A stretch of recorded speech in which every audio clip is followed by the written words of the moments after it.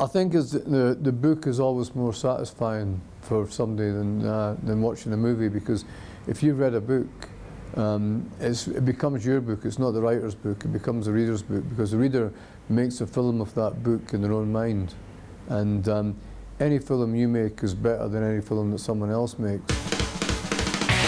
I don't want it.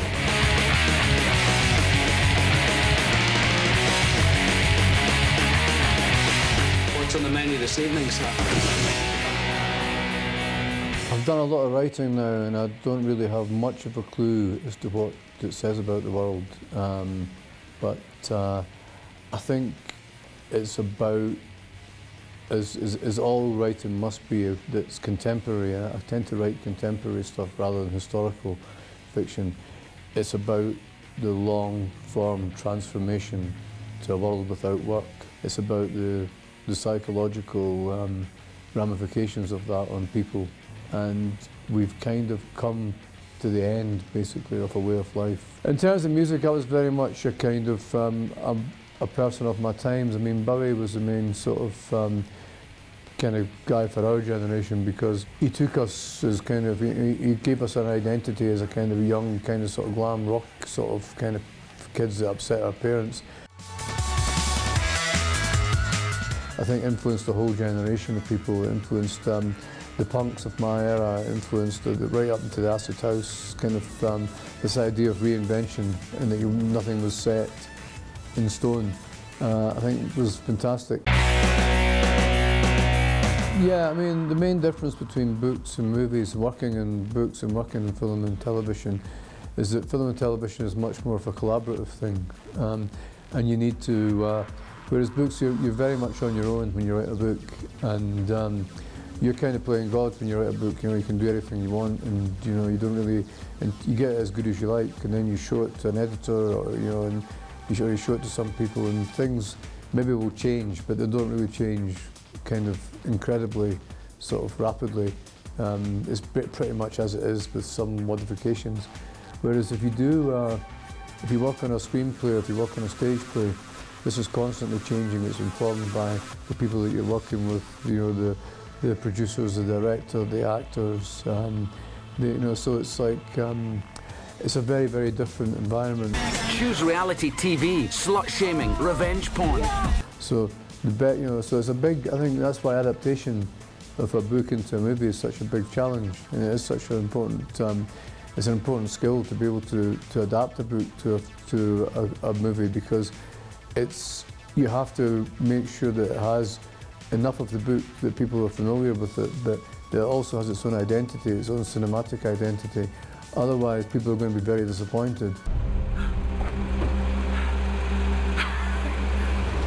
I think that all writing is to some extent experiential. I mean, you kind of, you've not necessarily lived every single scene in every book that you've written about. I mean, that would be ridiculous, but you've kind of, you've seen enough of those things, and you've experienced enough of those things, and you've been with people who've experienced enough of those things, and talked to people who've experienced enough of those things, to kind of, for you to construct that world. And to also ask that important question you need to ask as a novelist is like the what if question. You think, well, this happened. The story changes with all these different sort of adjustments that you put into it.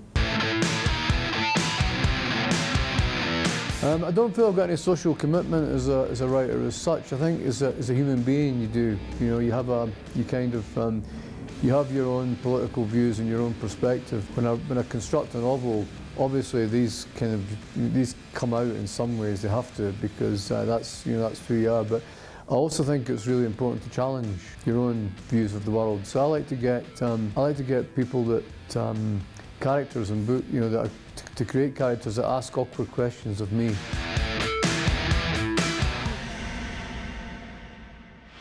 Right, I've been asked to give a very short sentence about which I feel about every place that I've lived. I'm going to start off with Edinburgh, which is my hometown, and it kind of, you know, always will be, and always think of it.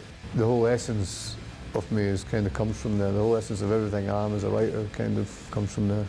London, I would say London is my great place of escape. You can kind of get into a lot of trouble in London and then you just leave, move into the next borough, and then do the same again. Amsterdam, again, just a place of fun. It's just a great city for fun, but it's also a very healthy city as well, and it's a good place to work in too. So again, I always think of Amsterdam and Acid House just together, because I was raving big time when I was in Amsterdam.